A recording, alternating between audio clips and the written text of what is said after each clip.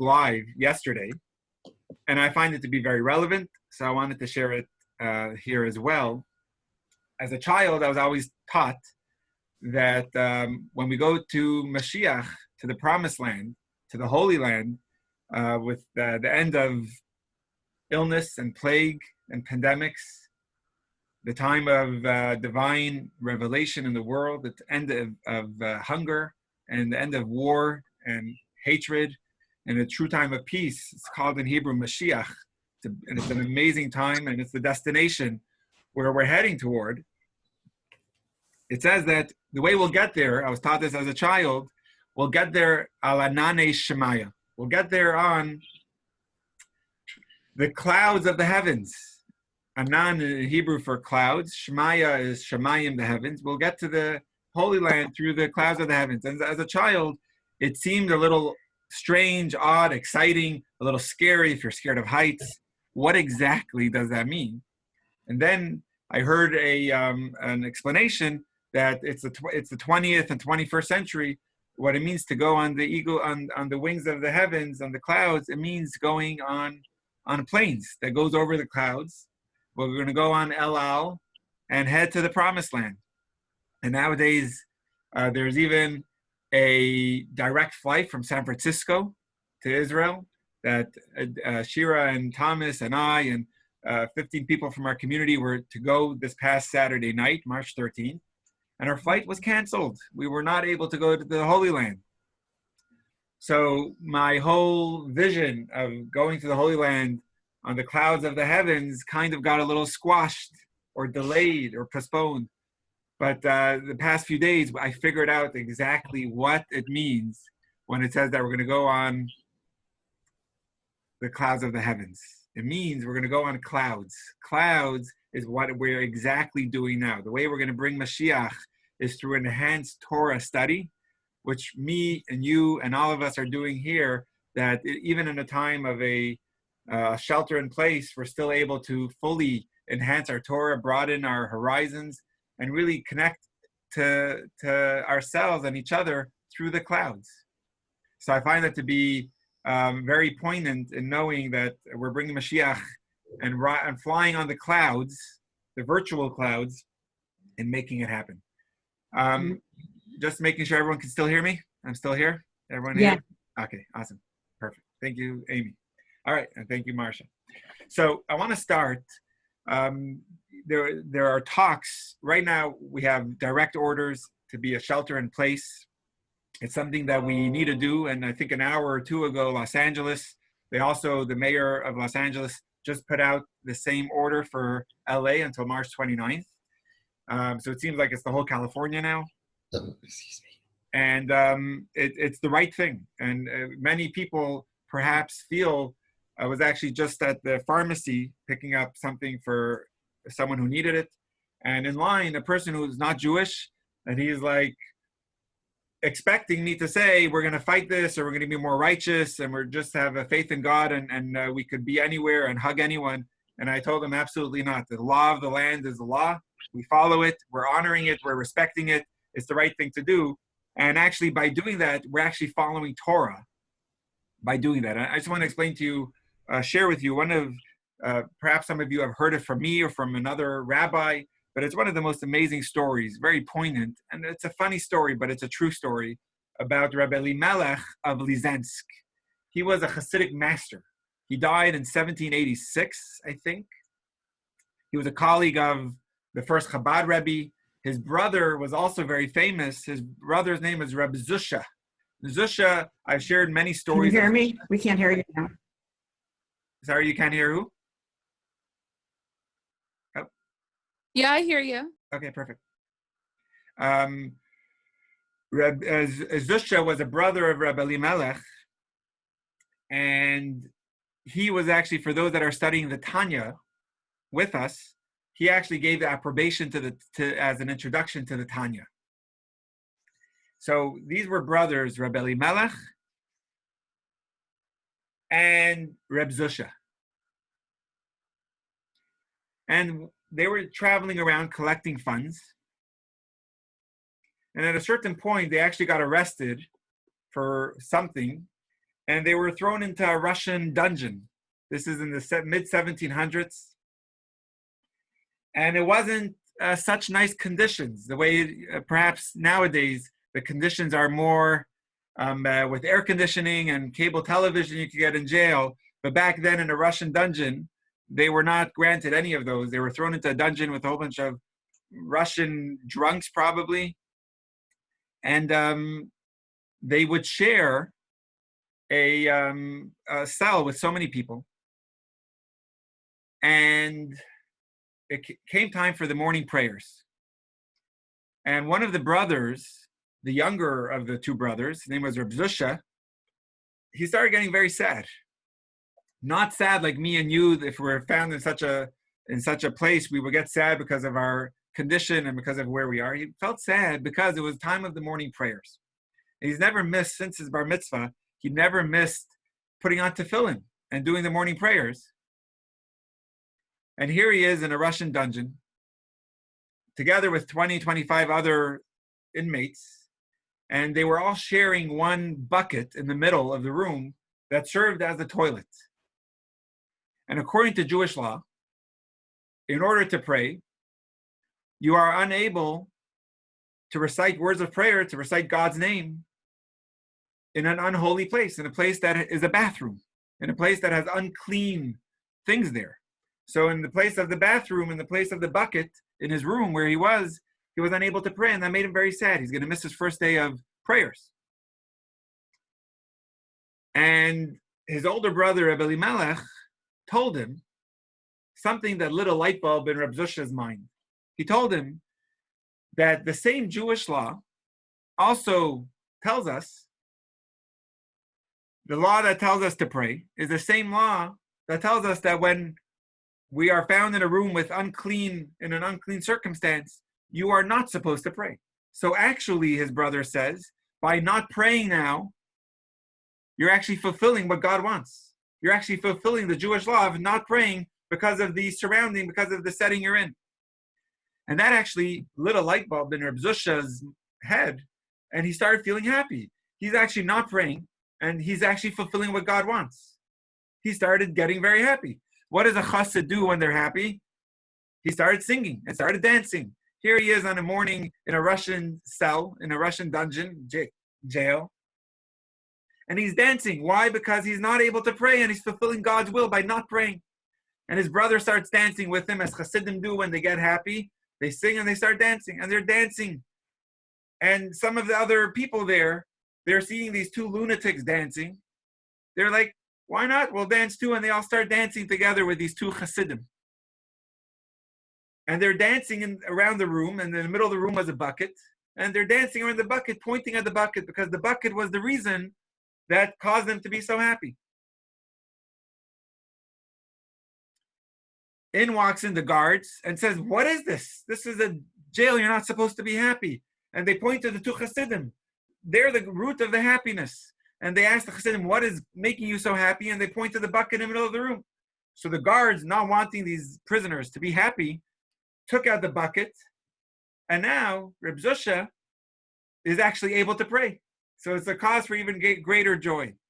But the reason why I share this story with you is because by us not getting together in person to study, and by us not getting together to pray with a minyan and to be together for Shabbos the way we usually would going around our routine, that's actually allowing us to fulfill what God wants. This is actually what God wants from us now, is to be safe for ourselves and even for others. We all have to follow this. So anyway, I just wanted to share that story because this week on the 21st of Adar, which was just 2 days ago, was actually the yahrzeit of Reb Elimelech, this older brother of the two Chassidim, where the story is rooted from, where the story is from. Just checking in. Amy, you can still hear me, see me? Okay, perfect. And you're welcome to unmute yourself if you have questions. This is totally open. I don't know if you muted yourself on your own or if it's automatic, but either way, you're welcome to. So we're going to start our Pesach class. We're going to start it tonight. And actually, people have been asking me, some that couldn't come live, but they're hoping for the recording, to not only give one class, but to open it up to give a little bit more of an understanding of Pesach, of Passover, now that we actually have a little more of an opportunity to study and less demands and more time. So I'm going to post in the link in the chat. I'm actually going to post a link to our site that has a PDF option. We're not going to use so much of it tonight, but it's pretty long, and it's a handout that I'm going to share my screen with you. But you could also print it and learn some on your own. We're going to visit it again next week. But you don't need to print it for now. I'm going to share my screen soon, and we'll go through some of it together. So we're going to give it over a few Thursdays. We'll see how it goes. Oh, I'm sorry, what did you say, Ruben? Oh, okay. We'll go from some very basics. We're going to also give some very practical. So we're going to give some Pesach, Passover basics, the origins, what it means, what it stands for, how to do it. We're going to give some very practical ways, especially about the seder. I want to get into that tonight a little bit. And also ways to spice up the seder. A lot of us have this Uncle Harry in our family that he drinks a little bit too much wine at the seder, and everyone wants to run away already by that time. So I want to give different tidbits or insights of how to spice up the seder a little bit. Usually we have over 120 people at our seder, somewhere around that number. This year we won't have that number, but I just want everyone to be able to have a not just a successful seder, but a meaningful seder, a memorable seder. So it says actually at the time of desperation, and this is actually rooted in Tanakh, in the biblical, in the Torah, where it says that in times of desperate war, in times of danger, the king, there's what's called in Hebrew, in the words of the verses, it's called bizbuz ha'otzchot, which means the storage houses are emptied to get all the weapons needed and all the gold and silver, whatever is needed to fight that war. And to some extent, this is a magefa, it's a plague, it's something that's affecting the whole world. So we gotta stretch deep and to the reservoirs of Torah and share whatever. So sometimes maybe we save things to share just at a seder, but now we're just gonna put it all out there, share whatever we can in the hopes of sharing some depth, sharing some humor, sharing some Torah. Hopefully it'll put an end to this plague and we could all be together again in person. I'll also post in the chat box some suggested Haggadahs. Some of my favorites. There's hundreds of Haggadahs out there. It could be overwhelming, but I'll give you some of the rabbi's favorites, and you could take a look at them. I'll share some Amazon links where you could see some inside pages. Okay, but this year is extra meaningful. I want to quote a commentary talking about the holiday of Passover from the Baal HaTurim. The Baal HaTurim is the, and Amy, you're still with me? You're my checker, yeah? Okay, guys, thank you. So the Baal HaTurim, let me just put this in the middle. Perfect. He was a chief rabbi. He was actually born in Cologne in the mid 1200s in 1269, and he died in Toledo in the early 1300s, 1330, I think, or something around that year. His name was Rabbeinu Yaakov ben Asher. He was known as the Baal HaTurim, based on one of the big books that he wrote that the whole code of Jewish law is based on. So he wrote some incredible books. He was an incredibly sharp mind. Way before the time of computers, he was a walking computer. Everything in Torah he took as numbers, and he has a running commentary on the Torah that's all based on numbers and connections. It's like almost like a walking computer he is. And he wrote some incredible commentaries on law and also on the Torah. But in the Torah portion where it talks about the exodus of the Jews from Egypt, it says something so powerful that now resonates so deeply. So I just want to share this with you. I got very excited, and you could share it at your Seder. He says like this. It says in the books of the prophets, that it says these words. I'll say it in Hebrew and I'll translate it. It says, Kinei tzeitcha me'eretz Mitzrayim arenu niflaot, which means, like the days that we left Egypt, we will see wonders, which means just like we left Egypt with great miracles, with the coming of Mashiach, we'll also have some great miracles. And the Rebbe actually would quote this very often in the early 90s, And he said that miracles we will see would be similar to the times of the Exodus of Egypt, and miracles will even be greater, which means the great miracles are yet to come. So there's a lot of connections between the Exodus of Egypt, the Jews leaving Egypt 3,000 years ago, and now with the coming of Mashiach, our current exile, Galut. And he says in the Torah portion of Bo, which is in the book of Exodus, chapter 12, where it actually has all the mitzvahs pertaining to the seder.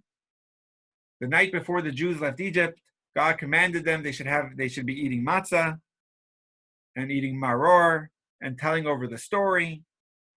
So there's a verse there that till this year was just glossed over, and the commentary was not even known from the 1200s, from this Rabbeinu Yaakov ben Asher. But this year it became so relevant, so poignant. It says like this, that in the verse it says that the night of the Seder, it was the night of the great plague, the ending of the 10 plagues, it was the death of the firstborn, where God gave the Mashchit, the destroyer, the angel of destruction, the order to go through Egypt and to kill the death of the firstborn. And the Jewish people were to remain in their homes, put blood on their doorsteps, on their doorposts, and eat the Paschal lamb, have a seder with their family.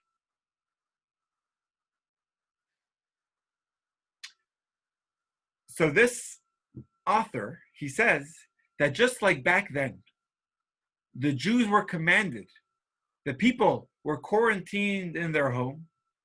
On the night before the exodus of Egypt, every family had to be home. We were not allowed to leave our home. That was the commandment in the verse of the Torah. Stay in your home and have a seder. So this commentary says the same will be when Mashiach comes. We will be told to be staying in our home. And once we're in our home, that's when Mashiach will come. I found it to be a very poignant, very relevant. I found it to be nice to just share. Okay, we're going to be going through. Oh yes, Amy, go ahead. You could keep yourself unmuted. You don't have to keep yourself muted, by the way. Yeah, picking up the raising hand button. I guess it worked. I was going to say, so do you think that then this is like a sign of something since we're supposed to stay home? Absolutely. I strongly believe that. Nothing is coincidental. We're not happy with what we're in, but there is definitely a sign that the Rebbe would always learn from the fall of the Iron Curtain in the 91. The Rebbe looked at everything as a sign of Mashiach coming. From the 6-Day War, I mean, every time the Rebbe says we have to look into the events of the world and find inspiration for what that means for me and you in our relationship with Hashem, and what it means to enhance our relationship and to enhance our service, our avodah. So what do you think this whole COVID thing means, I guess? I mean, it's the time of Mashiach. It's bringing incredible, it's the idea of a small thing that we can't even see with our naked eye is bringing the whole world in a state of turmoil. And there's so many people that they thought that they were the invincible ones. And I'm not putting anyone down or putting anyone up, but we're all in this together. And no one is safe from this. We're all have to be cautious. And cautious health-wise, but also cautious financially. I mean, it's a huge story. Yeah. It's just a reminder that who's in control and where our true trust has to be in Hashem. As much as we think we are in control, we have to put ourselves in God's hand, put ourselves in God's embrace, and God's cradle ourselves in God's embrace. I just have a question. This is Shira. Sure. So, can you comment on the fact that I think that we're not supposed to believe in signs, but this is a sign we believe in, or? Yes, that's an interesting thing. We don't believe in superstitions, for sure. Thank you. Okay. Which means if someone trips on a rock, it's a sign that I'm gonna have a bad day. We actually don't buy that generally. And Adasa, they had bad shoes. Say again. Yeah, they had bad shoes on. But with events in the world and how it could enhance my service, the Rebbe would always learn relevant ways, and we know that already from the first Chabad Rebbe. His name was Rebbe Shneir Zalman of Liadi, the author of the Tanya, that Shira and Thomas were learning on Wednesday mornings together. He said it in Yiddish. He says these words, "Midarf leben mit der Zeit." That we have to live with the times. We have to live with the current events and get inspired from it based on the Torah portions of the week and based on our service. So, having said that, let's jump into Pesach. A few more things as we start with Pesach. We have to make it very relevant. Like I'm talking about this COVID, finding inspiration and how to enhance my service. The Pesach Seder has to be relevant. And the tricky thing is, the Pesach Seder we do every year. And while maybe on Yom Kippur, you could rely on the chazan, on the cantor, or the rabbi to do the job for you and share a joke that makes the fast a little easier, and the cantor hits a note that is impressive. So they do the job for you, but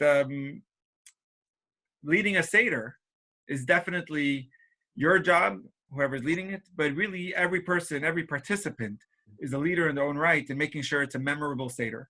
Now, it's going to be a Seder that's memorable anyway. Let's just hope it's a positive way to be remembered, because many of us have memories. I've heard from too many people, memories of their Seder where they were yanked. My father remembers when he was little, his mother of blessed memory would get in a fight in Yiddish. She didn't understand what the fight was about. She would bicker with her cousin or uncle, and in the middle of the Seder, he was just yanked out, and his mother said, "We're out of here," and so it was memorable, but it has to be in a good, memorable way. So once the Rebbe, this was actually beautiful, on the night of the Seder, we're supposed to try to start the Seder as soon as possible after dark, because it gets dark late. It's going to get dark after 8 o'clock, around 8:10 in Novato. And that's really when the Seder begins, when you can start drinking the first cup. We'll get through the details and times and measurements next class. But the Rebbe, before going home for his own Seder, the Rebbe actually would stop by different Seders to check in on them and to make sure that they have everything they need and the Seder has begun.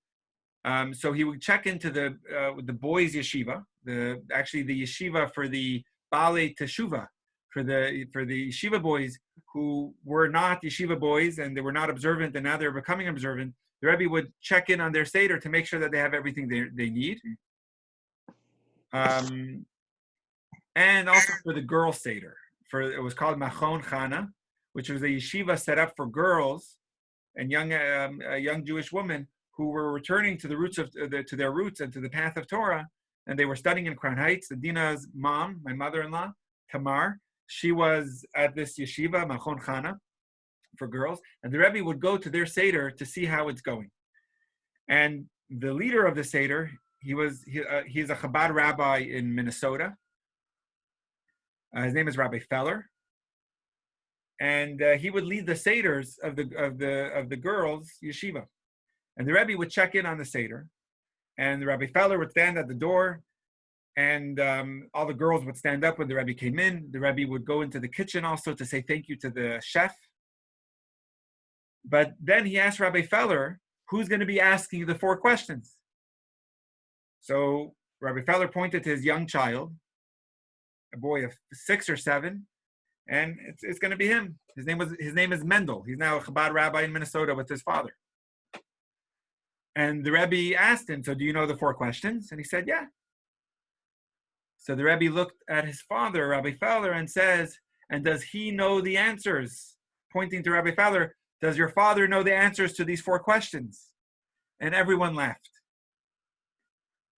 The next day, the Rebbe called in Rabbi Feller and says, I saw everyone laughed when I asked that question, but I was actually serious. Do you know the answers? And the Rebbe said, it's a very serious part of the Seder is to make sure that you know the answers, to give it over to your children, to give it over to the people at the Seder. It means to be making it relevant, making it in the present, here and now, not just something that happened years ago. It's your job, the leader of the Seder and the participants at the Seder, to make it relevant that you feel that you're leaving Egypt today.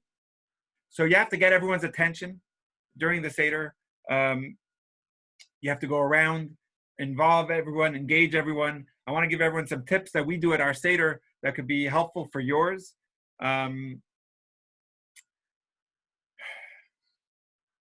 right, so let me jump into some tips, and then I want to talk about some basic Pesach. But already, let me start with some tips. And Thomas and Sherry, you've been to our seder, so you're familiar with some of these. Amy, did you come to our seder last year? Yeah, I was there in the Okay. city hall, I think. Yeah. So you may remember some of these, but it's some great tips and advice, and I just want to share them because for whoever's going to be listening to this, I found this to be very helpful to engage people of all ages.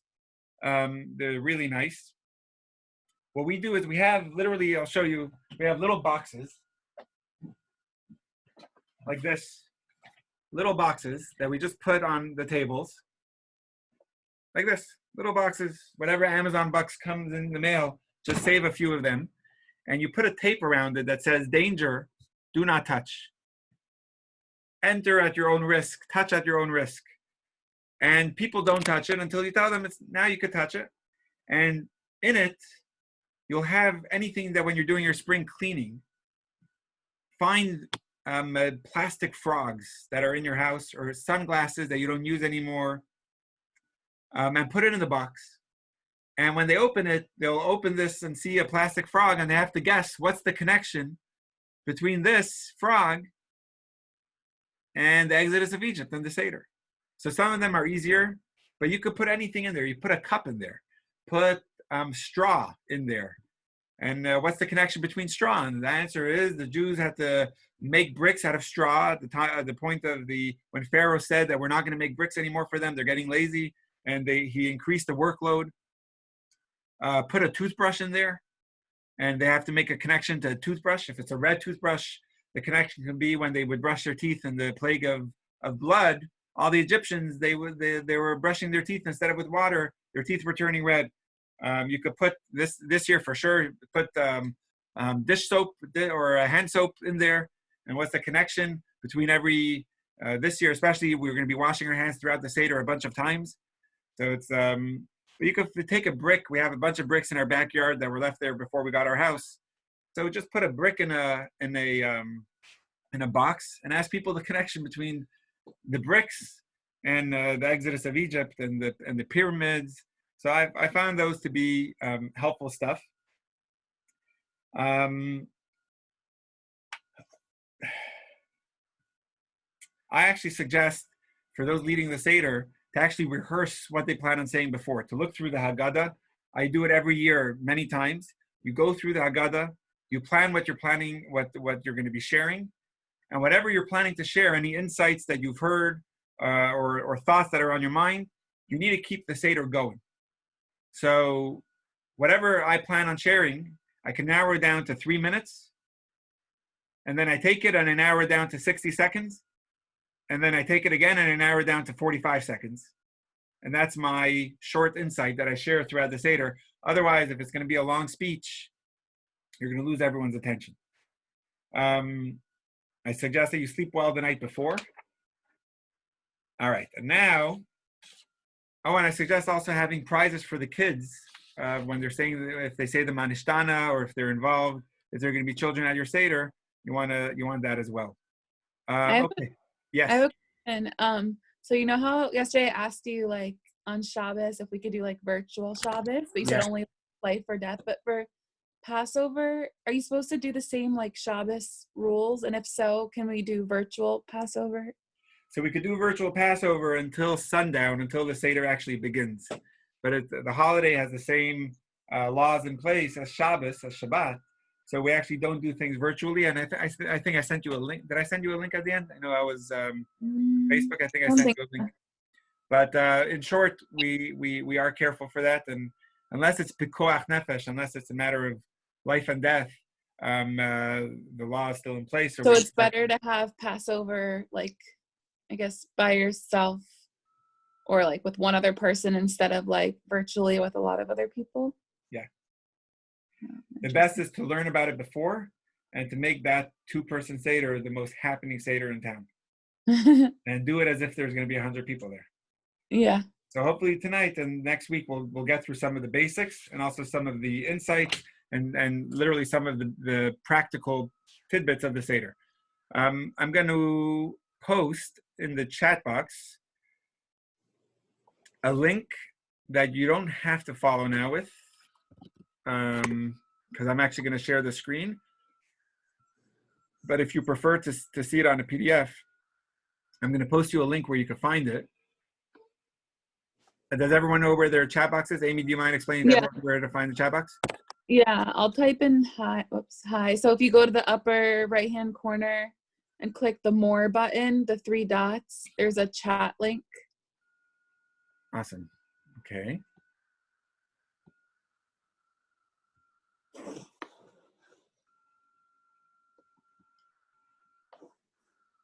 Here we go. Got it. Okay, so I just posted a link to a PDF that's on our site. You're welcome to click on there and print it or just follow along from there. But I'm also going to share our screen a little bit and go through some of the Pesach insights that I wanted to get through. We're going to start it this evening. We're going to take it a little slow. And hopefully this week and next week, we're going to make it as insightful as possible.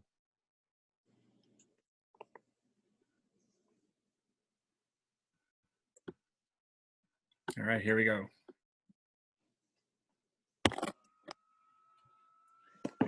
Everyone sees my screen? Yeah. Awesome. Thank you, Amy. So some of the words didn't come out on top, but that's fine. So what we're going to start with is we're going to learn some Pesach practicals, meaning learn some basics of Pesach. We're going to also go into why we do the seder, what is the seder, meaning what's the foods that are needed at the seder, how to set them up on the seder plate, and more.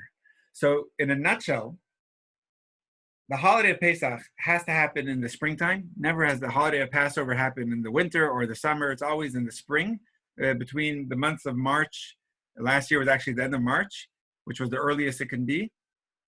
This year it's going to be April 8th in the evening. It starts by sundown. In short, the story many of you are familiar with, but after over 200 years of slavery in Egypt, Moshe was the leader of the Jewish people, and after backbreaking labor and children being thrown into the Nile and worse, finally the Jewish people, after 10 plagues, were taken out of Egypt, led by Moshe, with great miracles. And many people don't know this, but there's actually over 3 million Jewish people that left all at the same time. There was, the way that was tallied, it was by people who were eligible for war, which were men between the ages of 20 and 60. But if you take into account their wives and women and children and the elders, we're talking about over a few million people. So that's the story in short. We left Egypt. That actually became the birth of our people. We became Jewish at this point on the 15th of Nisan when we left Egypt. Now here's actually a tricky part, and I see Ruvain's on with us also. Many people are a little confused that when they go to Israel, they actually only have one seder. And when they come here, we're observing 2. The diaspora, anywhere outside of Israel, we only have one seder. Anywhere outside of Israel, we do 2 seders. So that's an interesting part. And the reason is like this. Let me take this out for a second. And the reason is because in Israel, they observed one day during temple times where everyone was able to get the message across. That today is the 1st of the month, and they're able to count to the 15th and know that the 15th of Nisan is going to be the holiday of Pesach. But outside of Israel, the word wasn't able to get to of when was the new month, and therefore they didn't know when exactly the holiday began, when is the 15th of the month. So to be certain, they actually observed both days of the holiday. And we keep that in effect today. So it's actually a 9-day holiday, 9 days. I'm sorry, it's an 8-day holiday. It's called Acharon Shal Pesach. It's the 8th day of Pesach. It starts with a 2-day holiday. Then there's 4 days in between that is called Chol HaMoed, which means intermediate days, that it's still a holiday. We still observe Pesach. We can't eat chametz yet. But at the same time, you don't have the obligation to eat matzah and drink the 4 cups like the first 2 nights. And then it ends with the last 2 days of the holiday, which are holiday days as well. Any questions on that? Is everyone clear with that? Okay. So Amy, perfect timing actually to bring out the cookies, because those cookies, while they are delicious, they would not work on Pesach. Oh. And in Hebrew, the word for it is chametz. Amy, did we plan that before? That was perfect timing. That was great. No, I just saw them on the table and I was hungry. Okay, perfect. But they're from a Jewish company, right? So does anyone know why the Torah says not to eat chametz on Pesach? The Torah says don't eat chametz. But the reason is because when we left Egypt, we had with us unleavened bread. We had this matzah that we had on our backs. As we were leaving Egypt, the dough didn't have time to rise. So to remember this, we have actually an obligation to rid our homes of all chametz before the holiday. Oh, thank you, Marcia. You're welcome.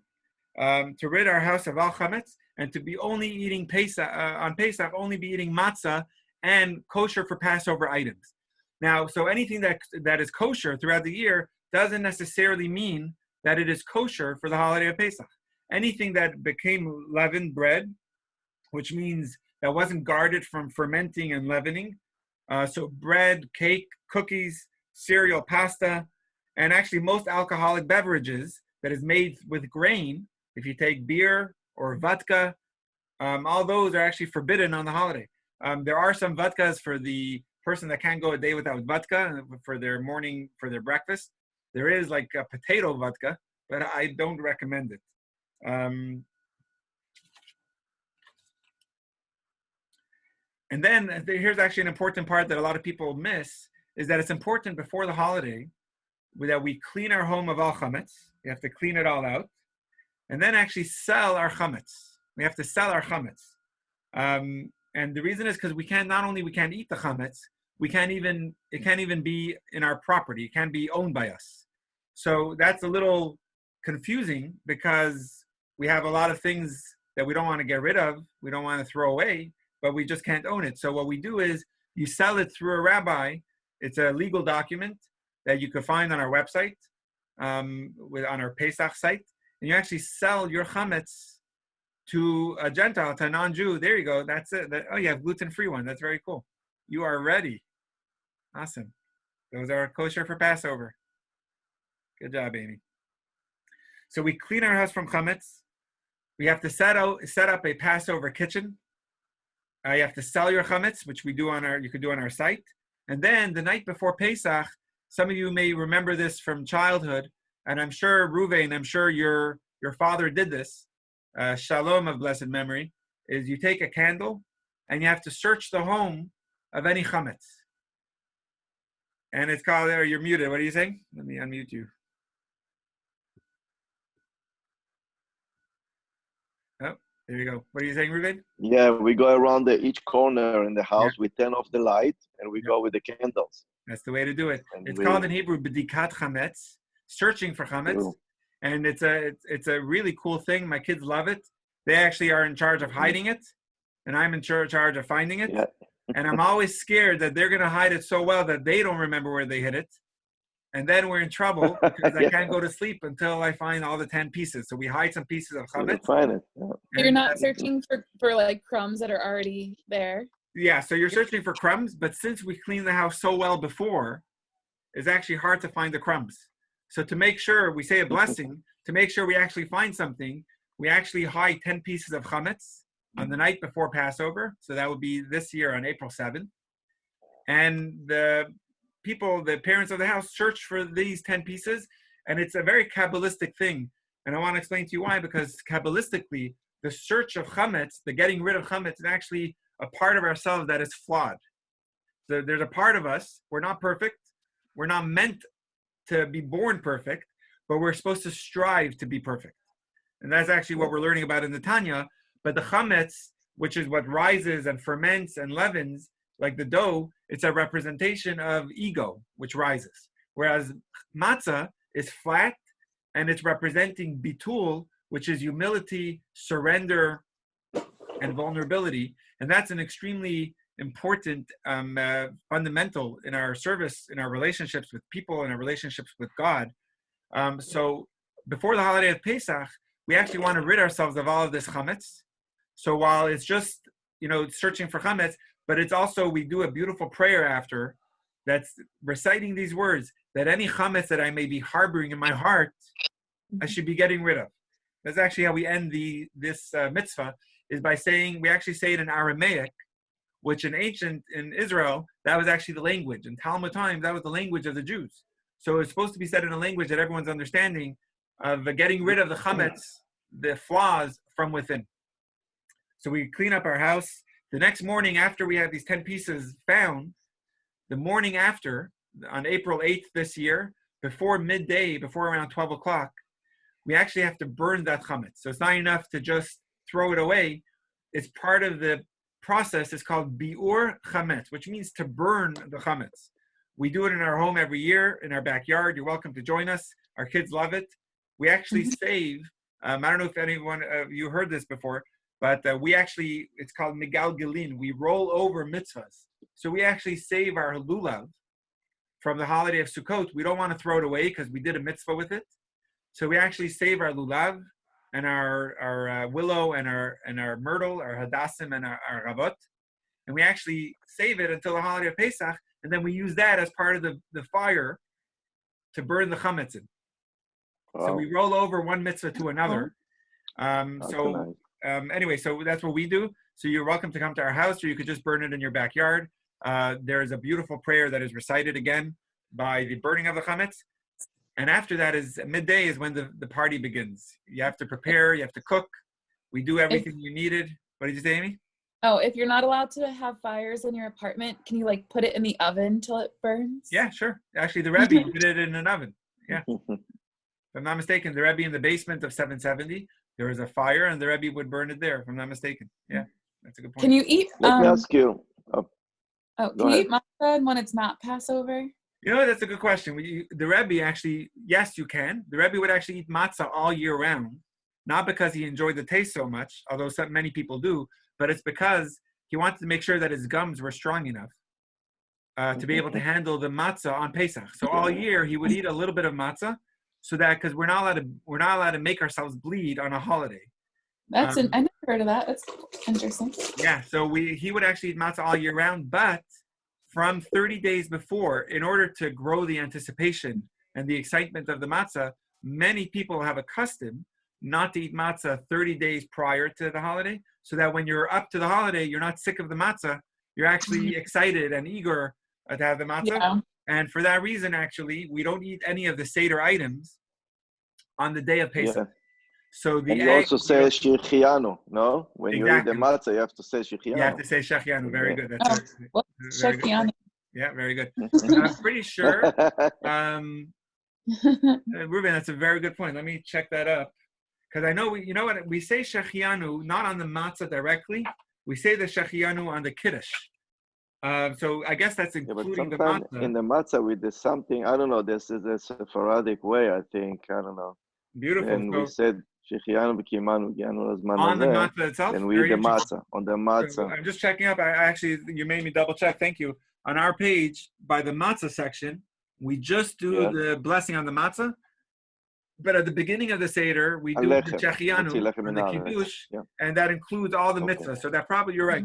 I think that probably includes all the mitzvahs of the Seder, including the matzah. Thank you. That's a very good point. Do you think with everything going on, like there could be a matzah shortage for Passover? You know what? On the contrary, I think matzah is it's the best thing now because it lasts forever. There's so much of it on the shelves right now. In Costco, they still have it. I'm pretty sure Whole Foods has it. I haven't checked this year.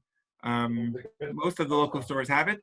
But Costco has a shmura matzah too. Right, thank you. And actually, from Target or Lucky's Market. Oh, Target also, interesting. Yeah, so they have it also in Safeway. Safeway, they have Perfect. those too. Thank you. So actually, one more thing just about cleaning our house. I just want to quote before we get into the matzah a little more. This is from the 5th Chabad Rebbe. His name is Rabbi Shalom Dov Ber. He was known as the Rebbe Rashab. He died in 1920. And he says like this: dust, when you're cleaning your house, you have to know that dust is not chametz. And your children are not the sacrifice. So meaning if a person is overwhelmed and so nervous about the crumbs in their house, and they're so busy with spring cleaning before the holiday, but they have such tension about what's under the fridge that they're not in a joyful mood before the holiday, there's no mitzvah there. There is a mitzvah to rid yourself of the chametz, but not to rid yourself and to do a full spring cleaning. So while that is a good time to do it, but if it's going to overwhelm you, that's not part of the mitzvah. You have to clean out for the chametz, which means go through your fridge and clean your oven and go under your fridge. But to clean every shelf in your bedroom that you know for sure that chametz did not get in there, but it's a good time to clean it. While that's nice, it's not part of the mitzvah. So if it's going to cause you more tension in the home, it's not.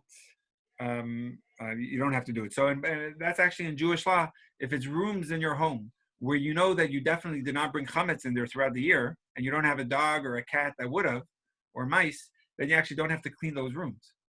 So do you tell your kids to not bring bread in their bedroom so you don't have to bother with it then? And we tell them, but on the record, the question is, do they listen? Yeah.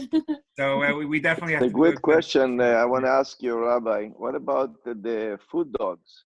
I have a pet at home, so what should I do with this? It's a chametz or something. That's actually it's one of. Have to feed the dog, no? Yeah. It's actually a great question. It's actually a very common question. Could I send you information about it? Yeah, of course. Yeah. Good. I'm gonna send you. I'll post it. I don't know. Amy? Do you know if the chat remains open after the video is done, or should I just send it to Ruben? I don't think it does, but Okay. he can click on the link. You can now. email that. You know. Yeah, I'll email or send Ruben Doctor. That's a very good question. And Shira, did you check it up last year? Did we have this conversation last year? Yeah, I actually I bought grain-free dog food at Pet Express. At Pet Express, they have grain-free dog food. Okay, And so was that the halachic understanding that you got last year, that when we researched, was that the final analysis, that you have to make sure that they're not eating any chametz? Yes. Okay. So, because you're not allowed to own Right. the chametz and not to benefit from it. Awesome. And by feeding your dogs or cats chametz, you benefit by their pleasure, I guess, right? Right, and I think Thomas was telling me that your dogs liked it better. Did I remember that? Did they enjoy the food or not as much? They did like it. They did like it, yeah. Okay, good. So They're happy. How about if I feed the dog in the garage? Is it a part of the house? Or So that's interesting. It's still part of your house. In fact, Ruvain, when we sell our chametz, we don't only sell and we don't only clean the chametz in our home. We actually clean our cars and our offices, and we actually have a storage shed. So we actually have to sell the storage shed as well. Anywhere, or if you have a timeshare, wherever you may have ownership, or even if a person is renting, but if it's under your title, if it's under your name, you actually have to sell those as well. And it's an easy process to sell it, but your garage would still be considered part of your home, like your car, and you have to be careful of that. That's a very good question. If Passover, Sorry, Amy. I was going to say, last year I sold my chametz from work, because I had, just every place I'd go to. Awesome. Anyway, that's it. If Passover falls on Shabbat, like obviously I guess you don't have challah on Passover Shabbat. Right. But is there anything that talks about that, like that Passover overrides challah on Shabbat, I guess? Yes. So it does, and because the Torah says clearly that we're not allowed to have challah on Passover, so matzah is the challah of the day. So matzah, and actually, Amy, throughout the year, if we ever run out of challah in our home and we only realize on Shabbos, on Shabbat, so Adina didn't have time to bake it before, we actually make hamotzi on the matzah throughout the year. You still do the salt sprinkle on the matzah? Yeah, so we still sprinkle salt. Yeah, it's still supposed to be with salt. And I'll take just a moment before we continue in the class to share a story that I think I shared last year or the year before at my seder. I also, it resonated. I got a lot of feedback on this after. The story of the Brisker Rav. The Brisker Rav his name was Rabbi Chaim. He was the chief rabbi of Brisk in Russia somewhere. And he was very, very sharp. And the way it worked, and the way it still works, is before a rabbi wants to advance his studies and become a legal judge in the halachic, in the Jewish world, he would have to first have an internship. And the internship actually meant you have to sit for 6 months by the local chief rabbi of your community, of your city, and just see how he responds to questions. because it's one thing to know the books, but it's another thing to respond to people. So the young rabbis, the young students who were getting tested, they had to spend 6 months as an internship by this rabbi in this city. His name is Rabbi Chaim. And shortly before Passover, and I'll give you the tip ahead of time, the busiest day of the year is the eve of Yom Kippur and the eve of Passover. Because many people have questions about chametz that they forgot about, and is this kosher for Passover? And the rabbi is busy selling chametz and preparing for his seder and the family. So there's definitely a lot going on in the rabbi's home. And this rabbi was sitting in his court together with his interns hours before the holiday. And in walks in a frantic woman who had a legal question. She wanted to know if for the 4 cups of wine that she's supposed to have at her seder, would she be able to do it with milk? Because her family owned a cow, so they had milk. And they wanted to know if they could make the mitzvah of the seder on 4 cups of milk instead of 4 cups of wine. The answer is pretty simple. The answer would be no. But this rabbi was searching the books. He spent 10 minutes, Erev Pesach, the eve of Passover, poring over books, taking one book out of this shelf, another book out of that shelf, and searching for an answer. And after 10 minutes, he turns to the woman and he says, I'm so sorry, it's getting so close to the holiday. I don't have an answer for you now. So just to be safe, here is some money, buy wine. And after the holiday, come back and we'll revisit the question. So she took the money, said thank you, and left. And the students, respecting the rabbi and not interrupting him in the middle, said, our dear rabbi, the answer is so obvious. Why don't you just say what it says clearly in the Jewish law? It says no. It says 4 cups of wine or grape juice. So he says, this is the most important lesson for you to know. Because in Jewish law, there are 4 volumes. There's 4 volumes of Jewish law. There's 4 books. Don't embarrass someone. But there's a 5th book that is not written. And that's a book that you have to know based on the person coming to ask you a question, is understanding where the question is coming from. Because that woman, when she came to me for asking about milk, you know what that means? That not only she doesn't have wine, she doesn't have meat for her seder. She doesn't have the shank bone on the seder plate. She won't have brisket for her main course. Or chicken, because she can't eat it together with the milk. So what else doesn't she have at the seder?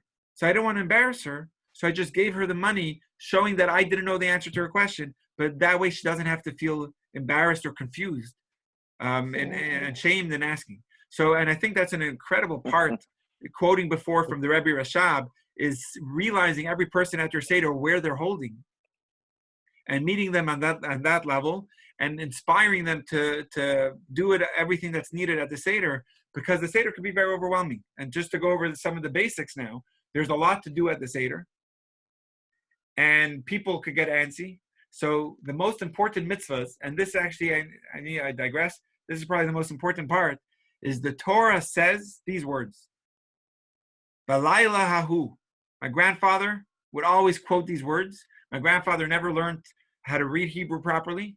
He grew up in North Africa in Tunisia, but he knew a lot by heart. By heart. And actually, Reuven, your dad knew a lot by heart as well.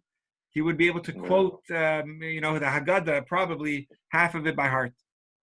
Yeah. So my grandfather's favorite words is Balayla hahu, on that night. And it's a quote from the Torah that says, on that night you should eat matzah and maror. So while other holidays and even Shabbat, you're actually able to start the holiday or the Shabbat even a little earlier than sunset. So let's say this week, candlelighting is at 7:05. If a person wants, for convenience, if they have young children or they're tired, they could actually start Shabbat from a little before 6 o'clock, around an hour and 10, 15 minutes before sundown. They could already start Shabbat. They could bring it in by lighting candles. But the holiday of Pesach, you're not allowed to start it earlier. The Seder has to begin at night because the Torah clearly says, on that night you shall eat matzah and maror. So we have to learn from there that all the obligations of this night has to be at night. So people could come earlier and you could already kibbutz before, but the actual beginning of the Seder, the 4 cups of wine, the matzah, the maror, those have to be after dark, which is that I think this year I have to check again. I think it's 8:08 or 8 stars. 3 stars. 3 exactly. stars. Yeah, exactly. Which this year in Hebrew it's called Seta Kochavim. This year it's at around 8:10, just to be safe. You could check it up on our site. You could easily go to jewishnovato.com/zmanim, which is time or times, and you could bring all that up. Okay, I'm going to share my screen again. I want to get into. Does anyone have questions before I continue? You know, we at the Sephardic, I remember when I was kid, my mother used to change the dishes for Passover. So we don't eat in the Passover the same dishes for the entire year. Yep. So it's completely different sets, everything, all the silvers, all that. It's beautiful. So, we have that as well. Yeah. You know the joke they say of the person who was making Aliyah, and he had a bunch of, like, people were so suspicious at the border because he had a bunch of crates of stuff he was bringing with, and the border patrol in Israel said, "Maze, what is all this?" So he said, I keep kosher. So I needed one set of dishes and one fridge for meat and one for dairy. So he says, okay, that's two, but you have so many. Why do you need so many different sets? He says, oh, because one is for pariv, meaning not the meat and not the dairy, whatever is not neither, I have my own set of dishes, pariv. So he says, okay, that's three, but you have more than that. Well, that's the three for the rest for the year, but then I have three for Pesach. I have the meat dishes for Passover, I have the dairy dishes for Passover, I have the pariv dishes for Passover. So the border patrol says that's six, but you have 7 sets of dishes. You have 7 fridges that you're bringing with you. Why the 7th? He says, oh, that's when I'm not eating kosher. I have the 7th. So anyway, I'm going to share my... Okay. I don't know if it's open right now, but on Grant Ave, there's a place called Studio for Art. We can like paint pottery, and they have seder plates that you can paint. And like, if you want to make Actually, your own. Amy, before we got to know you, around 5-6 years ago, Adina actually did a women's circle on Grant at that art shop, and I think there was. I think they have like Kiddush 15 cups. women. They have Kiddush cups as well, I think. Cool. I Yeah, just don't know Adina if they're hosted open, it there. which is sad because I wanted to paint one. Yeah, Over. Adina did it as a women's circle there. She hosted it at their place. Okay, Oh, I'm gonna I share have a the question. screen. Yeah, sure. Are ceramic dishes or plates, can they be kosher? That is a very good question. They I have didn't to think so. It depends on the material. So let's say China is not kosherable. Right. Depending on the person, but it's obviously an expense to buy a whole new set of dishes. So a lot of people actually just go paper for those days. Like the Brahms. Yeah, exactly. And you can buy compostable paper. I'm not sure where all to get all that stuff. Yeah. I'm going to continue sharing the screen.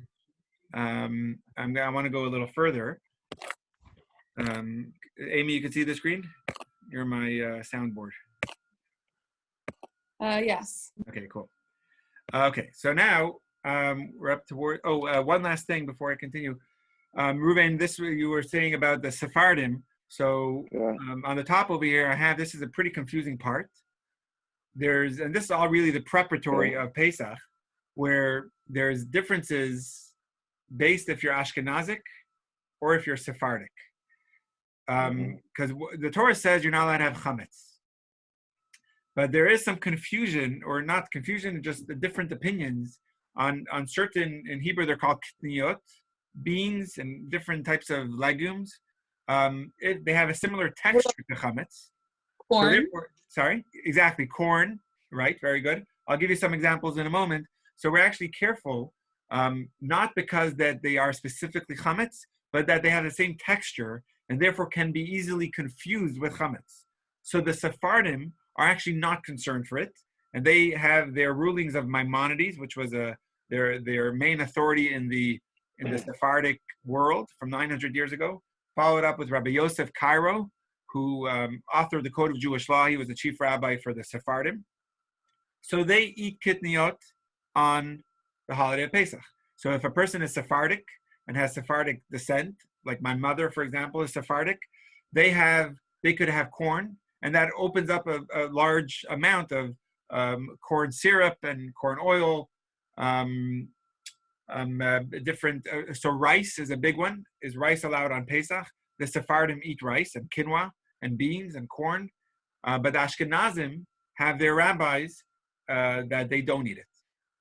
Actually, So, the Moroccan don't eat rice. We don't eat rice, but I didn't they know that. said, yeah, they said it's because of whatever the region, like they count, let's say the Persian Jew, so they eat rice. So they, Right. okay, the Moroccan is really not Right. eating. It depends what country you come Yes, from. I heard you that. know, That's so. that's actually a good So point.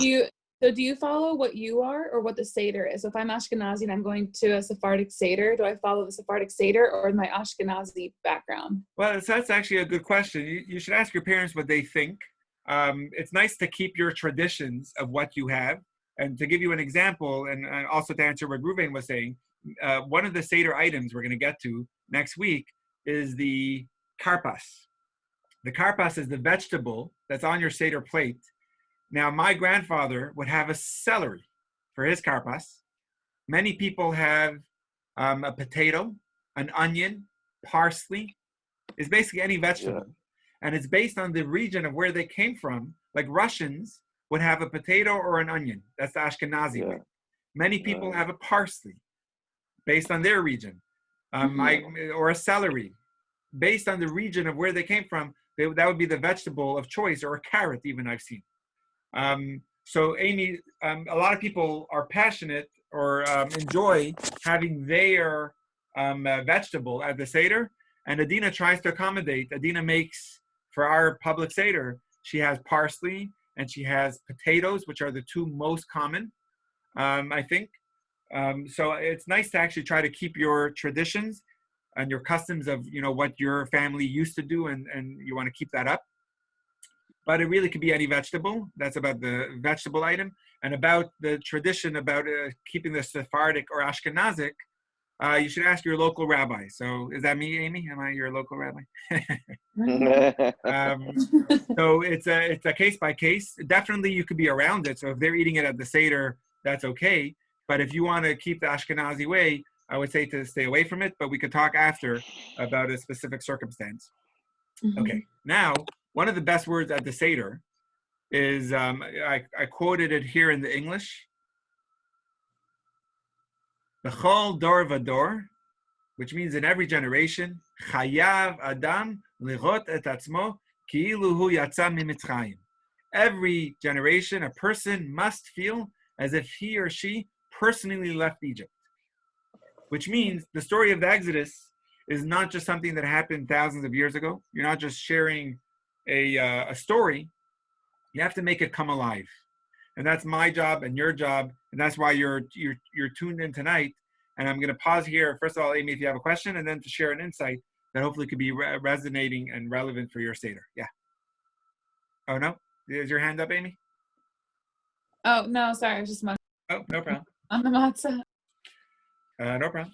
So what's interesting about the Seder, and you're welcome to share this at your Seder, I found it to be very insightful, is it's pretty odd the night that we're celebrating the holiday, because we're celebrating the leaving of Egypt, Yetziat Mitzrayim.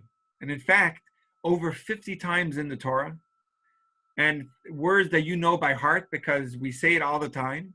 We say these words, thank you, God, for taking us out of Egypt. In our Kiddush that we say on Friday night, in the second paragraph, we say, Zecher Litziat Mitzrayim, Kivanu Vacharta. But the words are to remember how we left Egypt.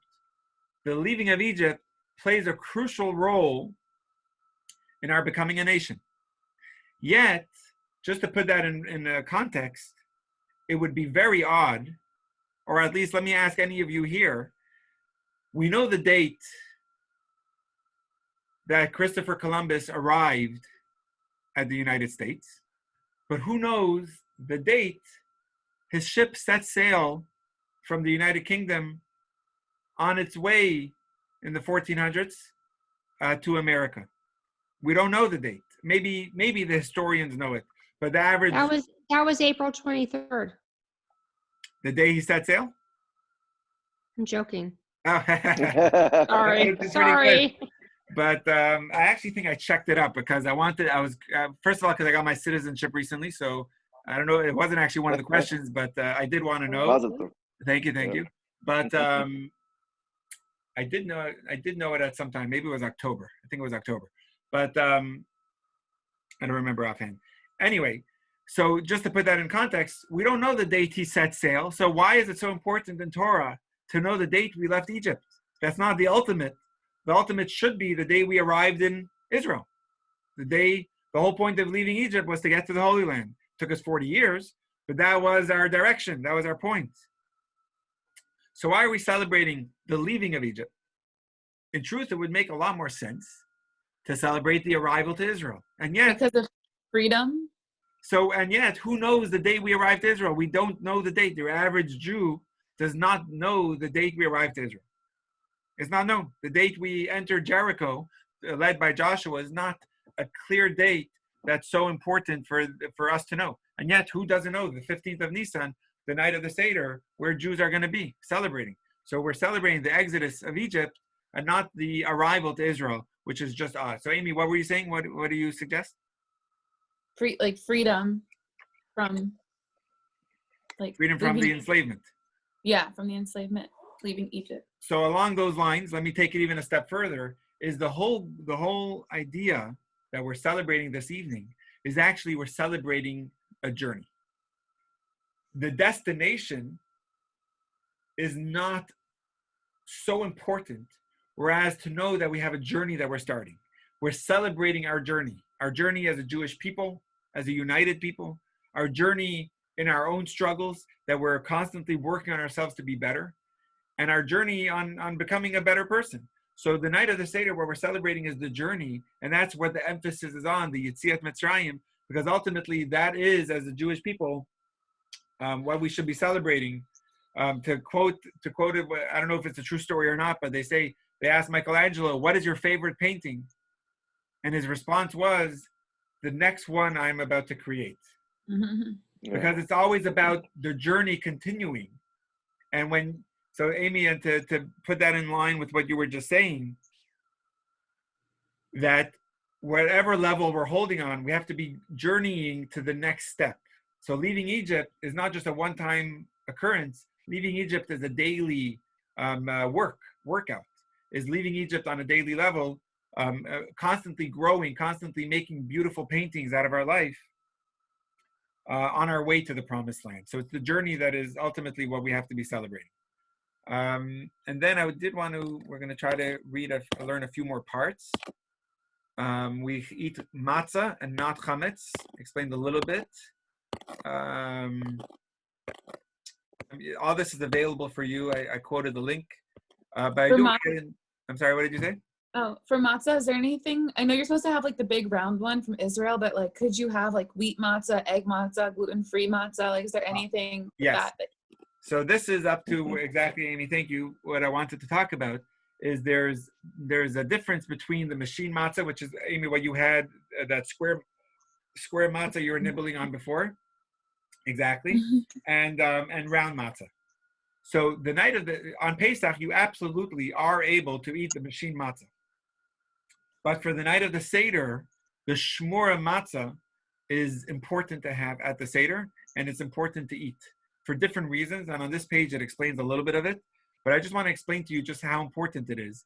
The Rebbe's father, our Rebbe, his father, he was a Schneerson, was his last name, which means he stood strong in the face of all threats to keep law and to remain strong in their Jewish roots. And the Rebbe's father, in the early 1900s, where the Rebbe was growing up in now the Ukraine, then it was Russia, they wanted the Rebbe's father, who was the chief rabbi, to give his approval on the government matzah.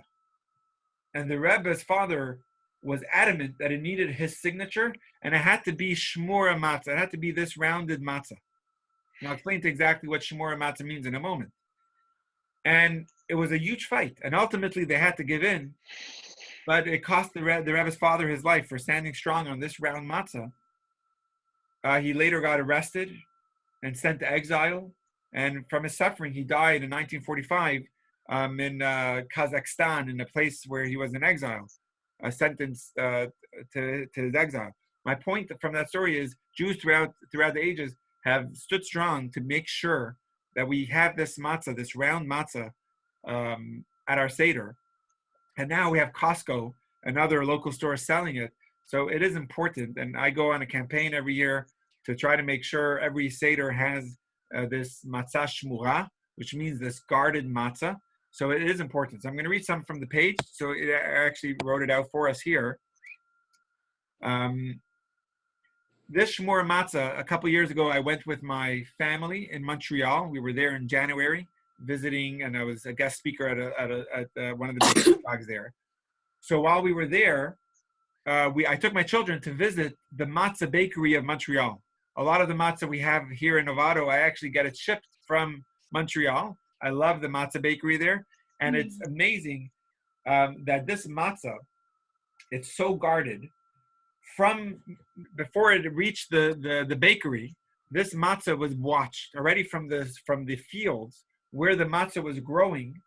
Before they cut it already, it's already being supervised to make sure that it doesn't come into contact with any moisture, that it's not being cut on a rainy day, in order to make sure that there's no chance that there's any fermentation of contact between the flour and the water that would give rise to the dough for it to happen. So it's been watched from the field up until it gets to the bakery, and in the bakery there's 18 minutes is a scientifically proven moment of when it takes for the fermentation process of the flour and the water to start leavening the dough.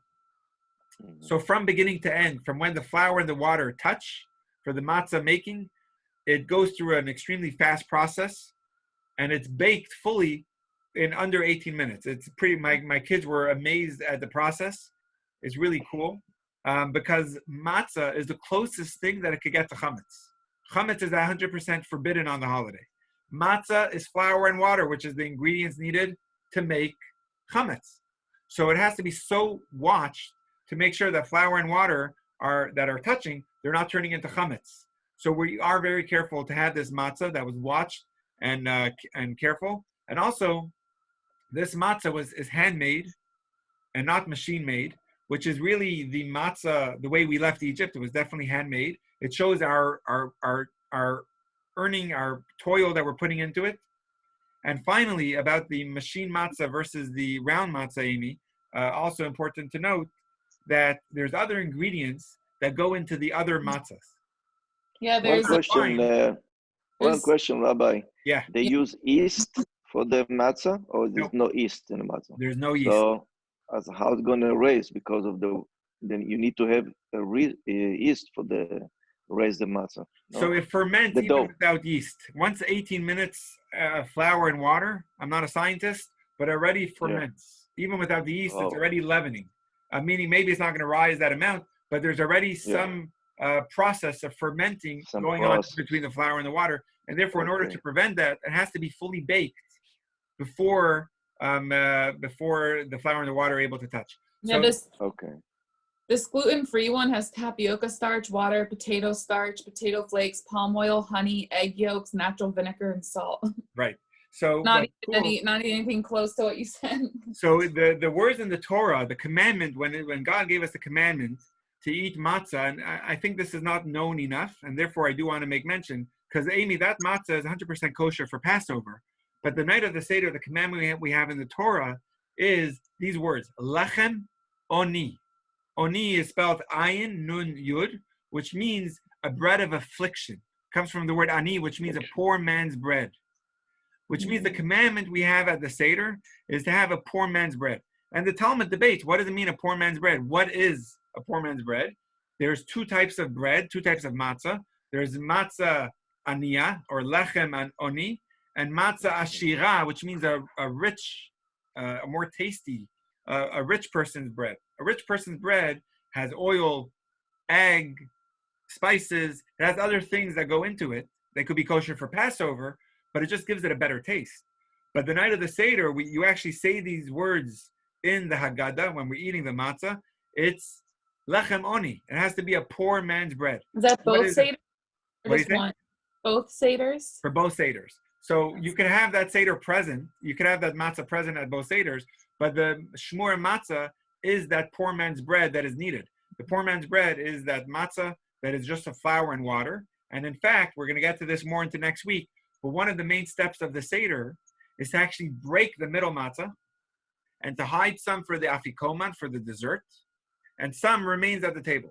Why is it broken? Because that broken bread, that broken matzah, is part of the mitzvah of lechem oni. It's a poor man's bread. It's an afflicted bread. It's a broken bread. That's the bread, that's the matzah that we share the story over. So just to go, I just want to explain some more of the basics. This explains a little bit of the shmor matzah.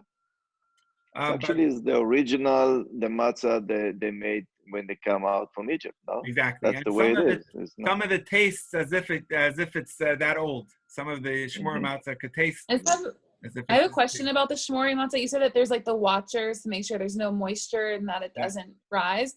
What if the watchers see there is moisture? Do they throw away the whole batch, or do they make it into regular bread, or what happens? Exactly. So it wouldn't be thrown away. We're definitely we're definitely rooting for reusing things. So it's just used for regular bread. I mean, it's sold to another bakery that's you're making challah. But the matzah that's used for the matzah, the wheat that's used for the matzah has to be supervised. And it's just, if it's raining that day, they just don't cut it. They just wait till it dries up and then it's fine. Once it's cut is where the fermenting has to be careful. Okay. So just to go over some basics, and we're going to go through this more in detail next week, the night of the Seder itself.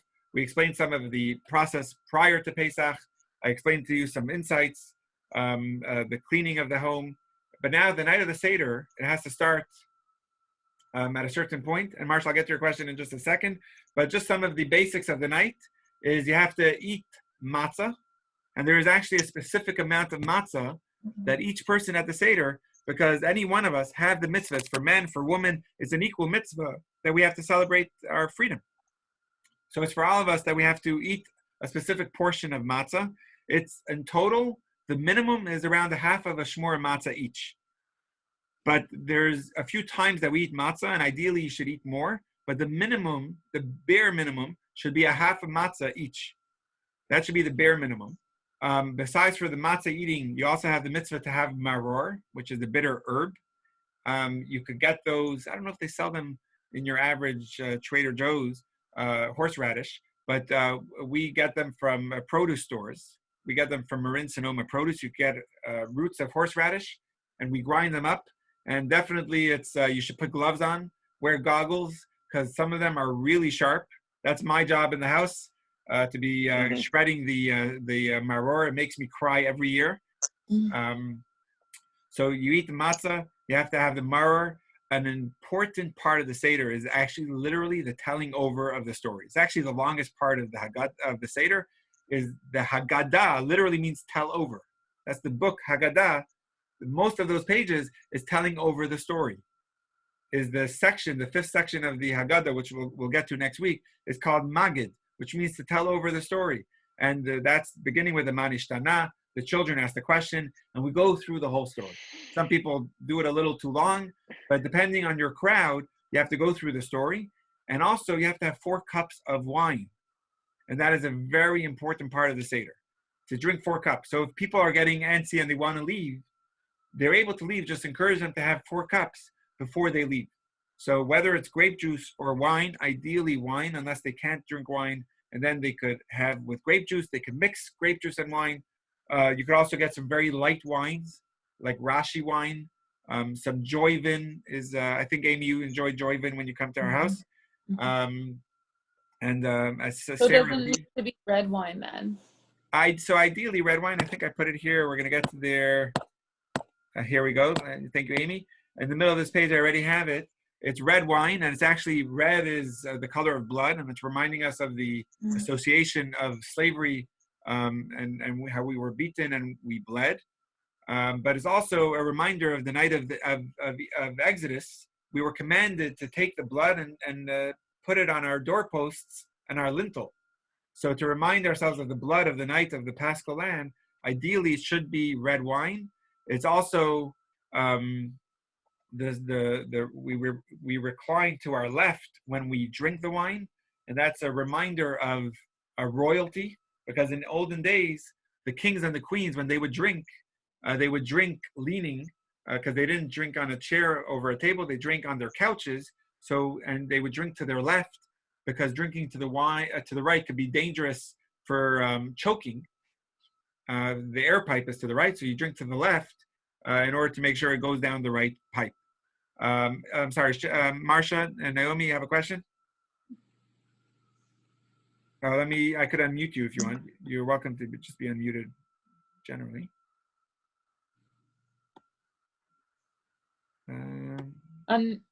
Press the button on the top. You're good. Me now? All right. Yeah. So I actually had a second question. The first question was, are we obliged to eat shmura matzah on the last 2 nights of Passover? That's a great question. And that is actually a very interesting question. There's no mitzvah of eating matzah as it is at the seder, because the seder, the mitzvah is to eat matzah. But on the last 2 nights, it's a holiday, and as I explained at the beginning of the class, there's intermediate days, they're called Chol HaMoed, but then the last 2 days are part of the Moed, it's part of the holiday, it's part of the Chag, where we don't work, and we have meals. Now at the meal, the mitzvah is, this is similar to Shabbat, you have to have challah at your meal on Shabbat, and we have 2 challahs, it's called Lechem Mishnah. So on the last 2 days, there is a mitzvah to have 2 whole breads. Now we can't have challah, so we have to have matzah at our meal, even though it's not a seder. But it's a little bit of a different mitzvah. The mitzvah is actually not to eat matzah like it is on the first night of the seder. The mitzvah on the last 2 days is actually to have a meal, and part of the meal you have to have bread, and the bread on Pesach will be matzah. So it's similar to Shabbat. It's like a mitzvah similar to Shabbat, having challah on the last 2 days of Pesach, which is a holiday. You have to have matzah, but that's part of the mitzvah, not as the obligation of eating matzah, is the obligation of having bread, which on the holiday of Pesach is matzah. You had a second question, and we're going to end with this for our class. So does that mean that we're not obliged to eat shmura matzah on the last 2 nights? It could be any kosher for Pesach matzah? Yeah, and if I'm not mistaken, that would answer that question. You could have any matzah. Okay. What do people who are gluten-free do if they can't have shmori matzah to fulfill the mitzvah? So that's actually a very interesting question. We have people in our community that, depending on their circumstance, oat matzah works for them. Oh. And oat matzah is actually just very expensive. I didn't know they had that. But it's if anyone needs oat matzah, I could get it. I could get it for you. I have sources. I know of someone who could get me oat matzah. I think it's just like $30 a pound, or maybe a little less, maybe $25 a pound. But that's not outrageous, because if you like Amy, like you were saying before, if you see the steps that the shmura matzah goes through, that there's already someone supervising the process from the fields all the way through and then getting it shipped here. Your typical pound of shmura matzah, Costco is very cheap. It's under, I think, $18. But oat matzah would be a little more because it's a little more of a specialty. If we're not a member at Costco, would you be able to buy us one? With pleasure. Yes, of course. Sweet. Another question, Rabbi, regarding to the prayer on when we's ending, when you do the tefillin for the summer or the winter, when it's over, we start praying for the winter, for the summer. You're saying the tefillin in particular, or you're saying the prayer for rain or for dew? For the when it's due, actually. Yeah, that's summer. A very interesting point. So starting from the first day of Pesach, we switch from the first day of Pesach. We switch the prayer from rain, which is the winter prayer. We switch it to dew already from the first day of Pesach, from Musaf, from the early afternoon, and that goes all the way through the summer until October, until the last days of Sukkot, until Shmini Atzeret. We do it till Shmini Atzeret. Really, ideally, this is interesting, Ruvain, because I know Simchas Torah is our day. We celebrate together. Yeah. So really, we would keep the prayer for dew going until the last day of Sukkot, which is on Simchat Torah. But we actually switch it to be Shmini Atzeret. And the reason is because on Simchat Torah, the rabbi is saying some l'chaim. And so we want to do it right. So therefore, we do it a day before on Shmini Atzeret. So we could say l'chaim and not worry about the intricacies of the words that are being said for the prayer, where we introduce rain on Sukkot. So we actually do it on Shmini Atzeret instead of Simchat Torah. But when we switch it back to dew, we do it on on the first day of Pesach. Marsha, I see your question. Is it okay to mix white wine with grape juice to fulfill the obligation of drinking red wine? Yes, absolutely. Okay. Enjoy. So Sarah B is a white wine. It's I think 5%. That's a good one. But yeah, as long as there's some red in it, enjoy it. Are there any red wines that have that little alcohol in them? Yeah. So Rashi wine, if you're familiar with. Are you familiar with Rashi?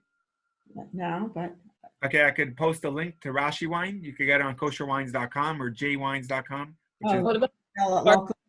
is this spark juice? Does that count?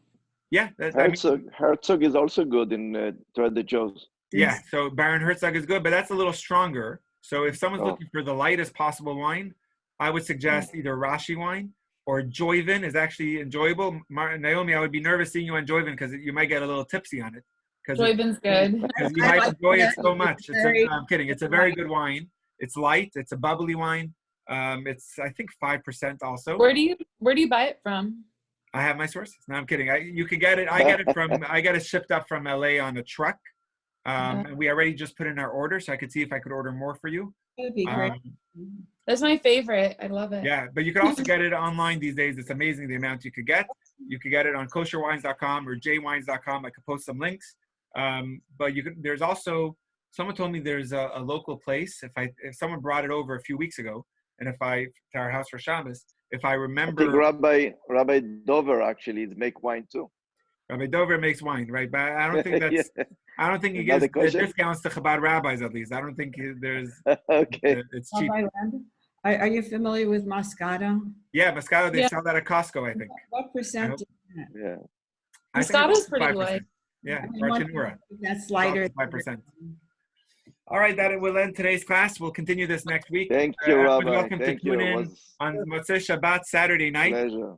Medina will be, I will be hosting together with Ari, our cantor. Ruben, do you remember Ari, our cantor?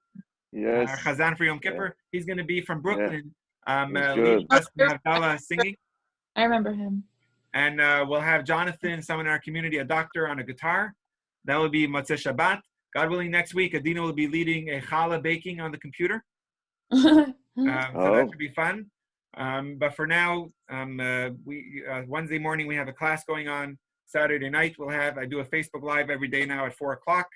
You're welcome to join for just a short thought. And our Wednesday morning Tanya class, and that's at Wednesday morning, 9:30. You can follow along right here on a Zoom. I can send you the link, and I already have the recording from yesterday's. All right, everyone. What do you think? Yeah. Can we do that fill-in every morning together in Zoom? I think that's a great idea. How about Sunday morning? We'll put that out. I think that's a great idea. Yeah, let's try. Yeah. I like it a lot. Can we see more people? Yeah, for sure. We can do it with as many people. I like it a lot.